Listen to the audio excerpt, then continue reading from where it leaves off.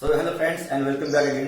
तो आज का हमारा टॉपिक है ब्लड। आज से हम ब्लड के बारे में जानकारी लेंगे। First of all what is blood, उसके बारे में हम देखते हैं। Blood is a liquid connective tissue. Blood क्या है? Liquid connective tissue.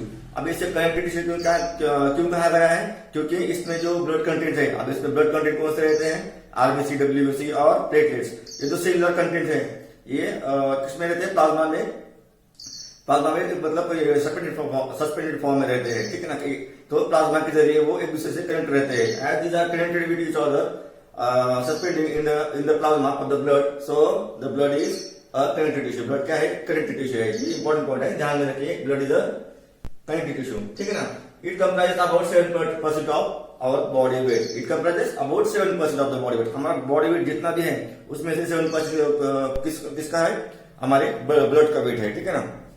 And near about 5 to 7 liters of blood present in our body. हमारे बॉडी में कितना ब्लड रहता है? 5 to 7 liters, ठीक है ना।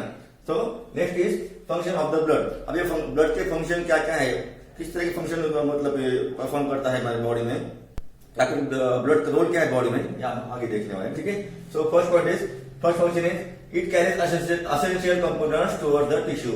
ये क्या करता है? It carries essential components towards the tissue, ठीक है ना, या फिर सेल। जो भी एसेंशियल कंटेंट्स है हमारे ब्लड में, या फिर हमारे जो डाइजेशन सिस्टम के बाद हमारे ब्लड में जब जाते हैं कंस्टिट्यूएंट्स या कंटेंट्स, तो ये क्या करता है? ब्लड क्या करता है? उसे टिश्यू तक पहुंचने का काम करता है, ठीक है ना।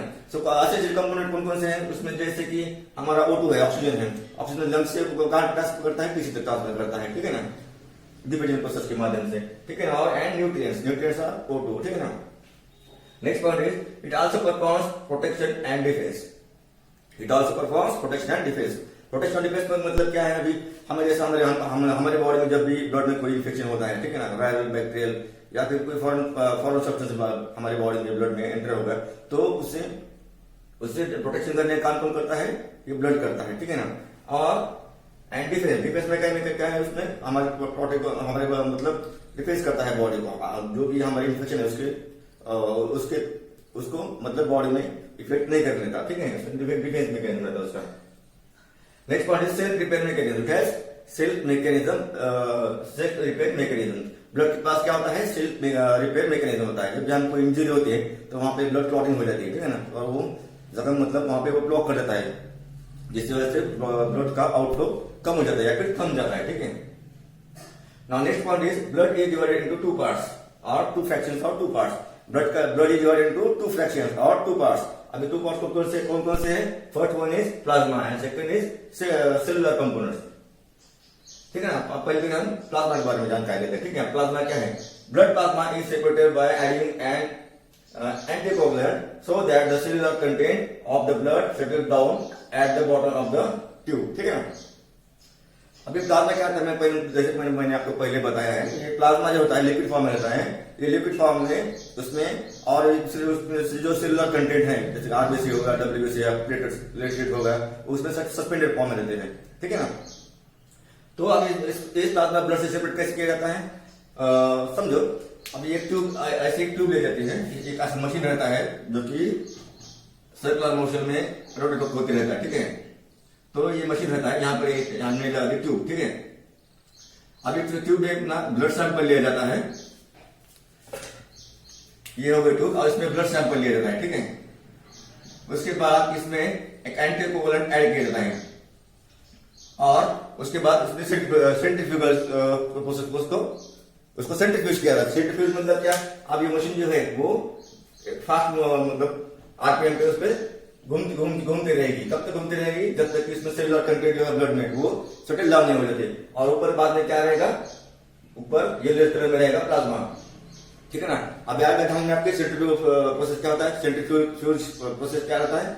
इसको जोर जोर से घुमाया जाता है, जिसकी वजह से इसमें जो सेलुलर कंटेंट जो है वो सेटल डाउन हो जाते हैं या फिर प्रेसिपिटेट हो जाते हैं at the bottom of this tube, ठीक है ना।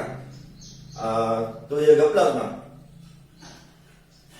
the yellowish plasma at the top side of the tube। ये टॉप साइड पे क्या रहेगा? हमारा प्लाज्मा रहेगा, और नीचे ब्लड कंटेंट्स सेटल हो जाएंगे, ठीक है।